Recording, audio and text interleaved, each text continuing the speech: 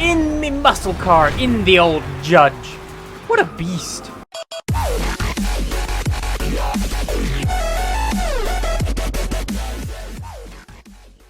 So today, we pick up in the middle of a challenge, or a video, because my recording software decided not to record any of it. And I was between races, I went to check my footage, and it was all a black screen, so that was fun. And it was a super good episode, too. I was talking about all these super cool... I guess I have to repeat the whole conversation now. So, as you can probably tell, I am doing some retro saloons. I bought myself a nice Ford Sierra Cosworth RS500, and I was wondering, where in the world is the best place to be a car fan? I was saying, this is a really good idea for, like, a drive channel, or, I don't know, or Motor Trend or whatever, to do. Like, what place in the world, what country would be the best place to own a bunch of cars? Now, I was saying that it wouldn't be the US, because in the US, you can't have, like, your JDM stuff, right? You have to wait your 25 years, or else you have to go around a bunch of laws, and it's a big pain.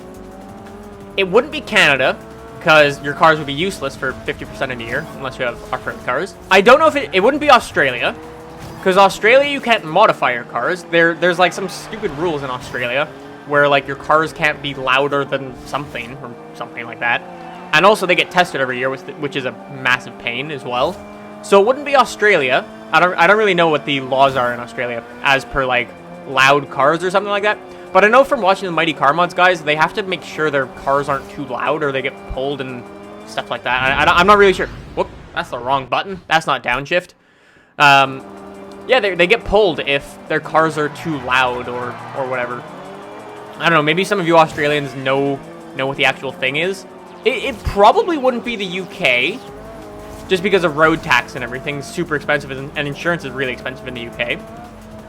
I was thinking of maybe a place like the Isle of Man, where there's no speed limits, right? I believe, from watching Top Gear. That's what I've gotten from that place. I don't know what taxes are there, though, and what cars you can actually bring in.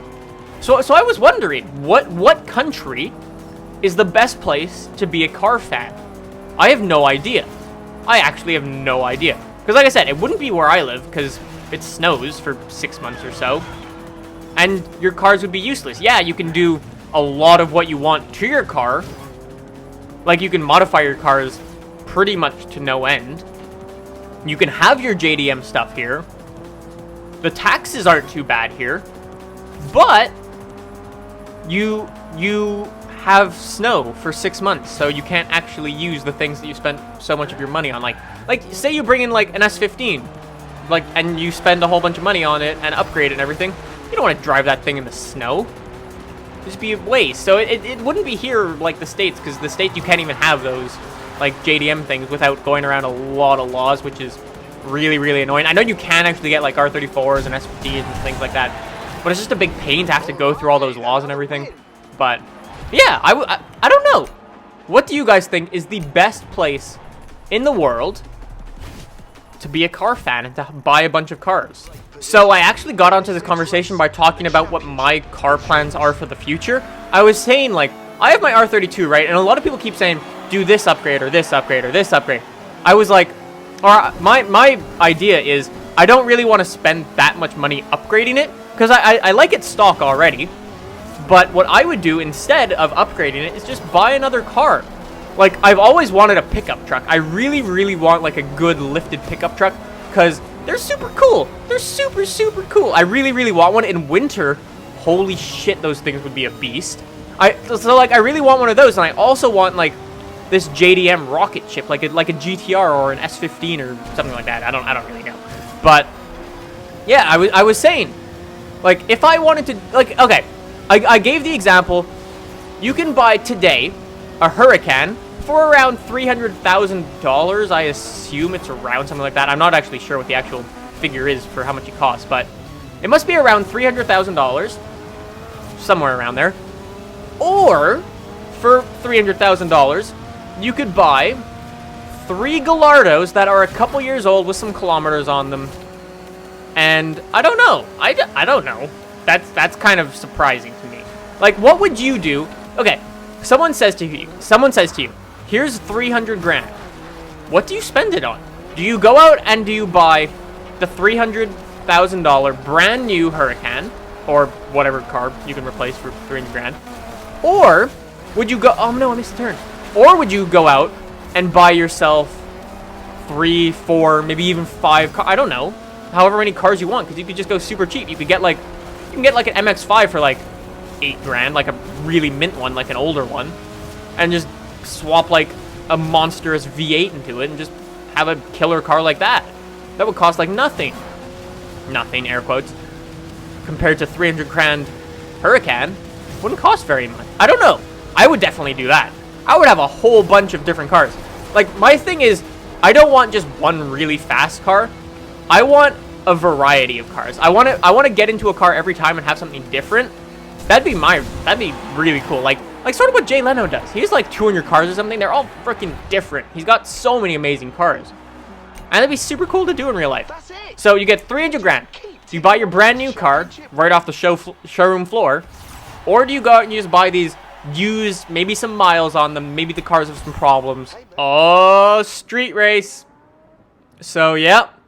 The Horizon finale around almost the entire map. You can sort of see where it goes with the pink line. Almost goes around the entire map. Is going to take us around 20 minutes to do. So, I was actually going to do this next part, but since this episode is a little shorter, I want to build a car for it. So, you can actually use any car for the finale you want. Alright, so let's see what our options are. I kind of want something quite quick. So, let's do, limit ourselves to AS1, S2. Let's see what we got. I can get an aerial add-on. That would be good. I don't know what I really want to go for, though. I'm thinking something German. So I think I want to go with this. The CTR2 rough fake Porsche. You know what I think I'm going to do? I think I'm going to style it similar to the way TC did in our drag car challenge that we did. Because his was really cool. It was like slammed and everything. I think I might do that. Yeah. So, as some of you may know, I'm usually not a fan of Porsche. I know this is not a Porsche. I know it's a tuning company, blah, blah, blah, blah, blah. Fake Porsche. I call it fake Porsche, take the piss, blah, blah, blah, blah, blah. Okay. I'm going to call it a Porsche. Just because it annoys a bunch of people and it's funny to see everyone rage. So, I think I'm usually not a fan of these things. Just like, I'm usually just not a fan of Porsches. I find them quite boring, but there are a couple that I would buy. There's the 944, which is a timeless classic, freaking beast. I would definitely have one of them. I would get probably one of these. Yeah, so yeah, I'd get one of these, 944, GT3 RS, because those things are ridiculous. The vintage 911, I can't remember what it's called, or what year in particular it is, I can never seem to remember. But it's a vintage 911 in red with the big wing. James May used to have one, or he may still have it, I'm not really sure. But that one, I believe it's a 70s or an 80s 911, and they're so cool. They're so cool. I'd buy one of those too. Those 4 Porsches are the ones I'd get if I would ever buy one. I guess if I was ever able to afford all of them, guarantee get them all. That'd be really cool. I could just imagine that, having 4 Porsches in your garage of varying years and varying stylings. That'd be really cool. You have like your old vintage like. You have your old vintage 944 and the old 911. Then you've got this one, which is a little bit newer, and then you've got the new track monster GT3 RS. Holy crap, that'd be really cool. That'd be really cool. Damn, I kind of want to do that now. Anyone want to lend me? How much would all this cost? Probably like 700 grand. Holy shit. I seriously do. At some point in my life, I want to buy every mark of golf. Volkswagen, sort of being Mr. Dickhead right now, releasing a new mark every 3 freaking years, whereas opposed to the old ones, they'd make one like every, 10 years? I think it was between the Mark 1 and Mark 2, there was 10 years. So Volkswagen, if you could slow it down so you could make my little journey a bit easier, that'd be great. That'd be freaking great, Volkswagen. I really like golfs and everything, and I think I would do that. It'd be really cool to have I just want them all in a line, all in the same color. It'd be really cool. So, I've got my Porsche, my fake Porsche, and we're gonna take it out next part, tomorrow morning, in the Horizon finale, where I should be getting 1,000,000 credits or so and 50,000 XP, which is sweet. So, hopefully I will see you all then. Leave me some things you want me to talk about in the comments down below. That is always helpful. And so I just know what you guys want to hear. This was basically a car talk episode, I guess. I don't really know. But anyways, guys, thank you again very, very much for watching. I will see you in the next one. Bye!